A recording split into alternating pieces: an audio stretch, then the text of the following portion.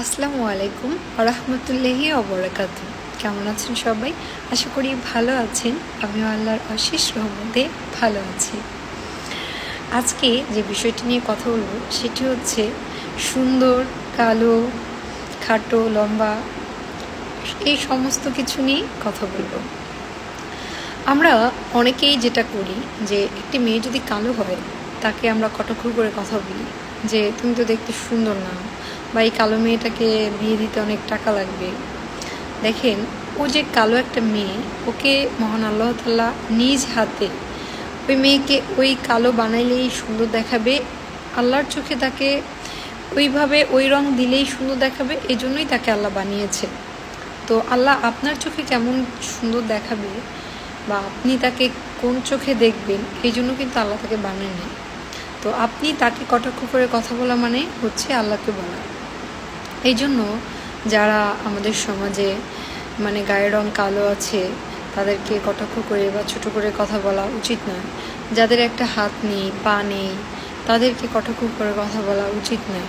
তার কারণ হচ্ছে ওই জায়গাটায় আল্লাহ আপনাকেও রাখতে পারত, আপনার জায়গাটায় তাকেও রাখতে পারত। এই জন্য মানুষের সৌন্দর্য বা আপনার হাত পা ভালো আছে এই জন্য আল্লাহর কাছে আপনি শুকরিয়া আদায় করেন।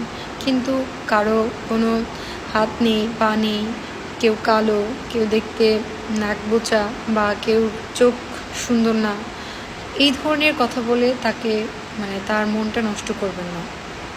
এটা আপনাদের কাছে আমার অনুরোধ।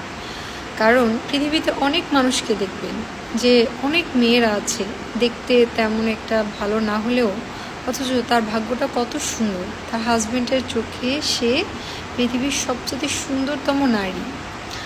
কিন্তু অনেক সুন্দরীদের দেখবেন তার হাজব্যান্ডের চোখে সে পৃথিবীর সবচেয়ে কুৎসিত নারী। তো এই জন্য আল্লাহ কার ভাগ্যে কি লিখে রাখছেন, কার ভাগ্যে কোনটা ভালো আছে সেটা আল্লাহই ভালো জানেন। আমরা কখনোই মানুষের যদি কোনো দিক আপনার খারাপ লাগতেই পারে, তো সেটা আপনি তার সামনে কটাক্ষ করে তাকে ছোটো করে কথাটা বলবেন না। দেখেন, আপনার যদি একটা সাইড দুর্বল থাকে বা আপনার একটা সাইড যদি খারাপ থাকে, সেটা নিয়ে যদি কেউ আপনাকে কথা শোনায় তাহলে আপনার কেমন লাগবে? সবসময় নিজের দিকে নেবেন। কারণ আমি যদি একটা মানুষের রূঢ় ভাষার কথা শুনলে আমার খারাপ লাগে, তো আপনি যখন অন্য মানুষকে রূঢ় ভাষায় কথা বলেন তখন কিন্তু তারও খারাপ লাগে। সো এই ধরনের কাজ আমরা করব না। আমরা আশা করি যে আমাদের সমাজে যারাই আছে না কেন, কালো, ফর্সা, সুন্দর, খাটো, লম্বা, হাত নেই, পা নেই, আমরা সবাইকে সমান চোখে দেখব। কারণ আমরা সবাই মানুষ, আর আল্লাহ পৃথিবীর সবচাইতে সুন্দর করে বানিয়েছেন মানুষদেরকে। তো সবাইকে সম্মান করবেন, মানুষ হিসেবে ভালোবাসবেন, এটাই আমার আপনাদের কাছ থেকে চাওয়া থাকবে। আজকে এ পর্যন্তই। ভালো থাকবেন সবাই। আল্লাহ হাফেজ।